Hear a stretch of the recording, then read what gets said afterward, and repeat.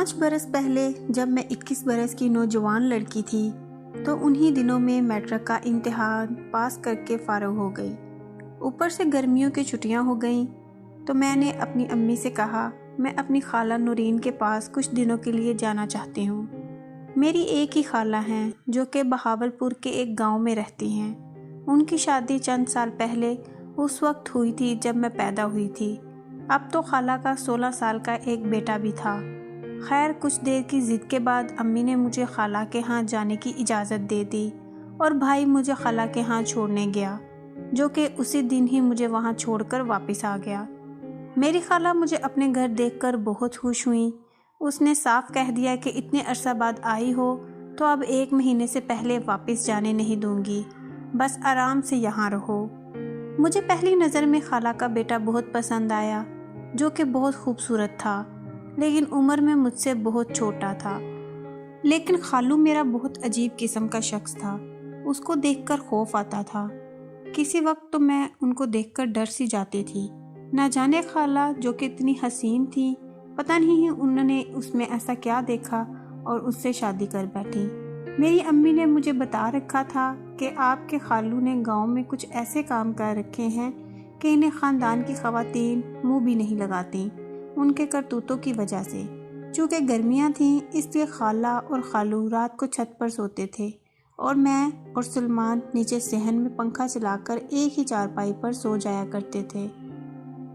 سلمان میرے ساتھ کافی مانوس ہو گیا تھا۔ ایک رات میری آنکھ کھل گئی تو نیند نہیں آ رہی تھی تو میں نے چھت پر جانے کا سوچا، لیکن اندر سے ڈر بھی لگ رہا تھا کہ کیا معلوم اوپر خالو جاگ رہا ہو اور کیا سوچے گا کہ یہ آدھی رات کو یہاں کیا لینے آئی ہے۔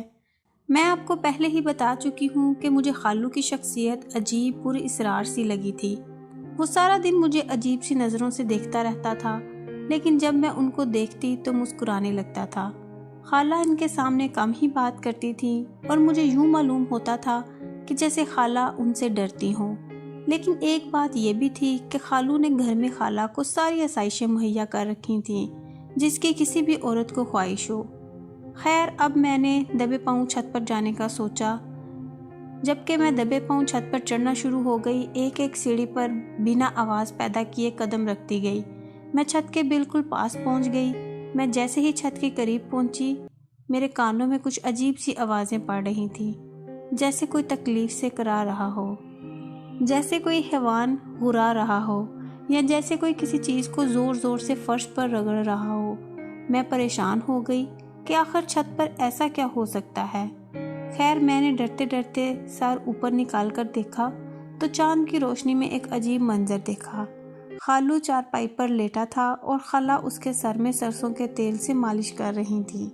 خالو کبھی منہ سے عجیب سی آواز نکالتا اور پھر خاموش ہو جاتا۔ میں یہ سب دیکھ کر بہت حیران ہوئی۔ اتنے میں اچانک خالہ نے گردن گھما کر میری طرف دیکھ لیا اور مسکرا کر کہا کہ آ جاؤ بیٹا، یہاں آ جاؤ۔ میں خالہ کو اپنی طرف پا کر ڈر گئی اور جلدی سے نیچے اتر کر چارپائی پر جا کر لیٹ گئی۔ میں سوچ میں تھی کہ یہ کیا ماجرا ہے۔ انہی سوچوں میں گم تھی کہ میں سو گئی اور جب صبح آنکھ کھلی تو خالہ کچن میں کام کر رہی تھی اور خالو گھر پر نہیں تھے۔ میں منہ ہاتھ دھو کر ان کے پاس چلی آئی اور وہ میرے لیے ناشتہ تیار کرنے لگی تو اچانک میرے ذہن میں رات والا منظر آ گیا۔ میں جھٹ سے ان سے سوال کر ڈالا۔ اس سے پہلے کہ میں کچھ بولتی، خالہ مجھے بتانے لگیں کہ ان کے سر میں عجیب سا درد اٹھتا ہے تو اسی وجہ سے میں ان کے سر میں تیل ڈال کر مساج کر دیتی ہوں۔ یہ سن کر مجھے انسان کی کرتوتوں اور پھر بے بسی پر رونا آ گیا کہ جب انسان کسی کو تکلیف دیتا ہے تو سمجھتا ہے کہ اس نے اوپر والے کی پکڑ میں کبھی آنا ہی نہیں ہے، اور جب کوئی پکڑ میں آتا ہے تو کہتا کہ مجھ پہ آزمائش آئی ہوئی ہے۔ یہ نہیں سوچتا کہ یہ آزمائش بھی اپنے ہی کرتوتوں کی وجہ سے ہے۔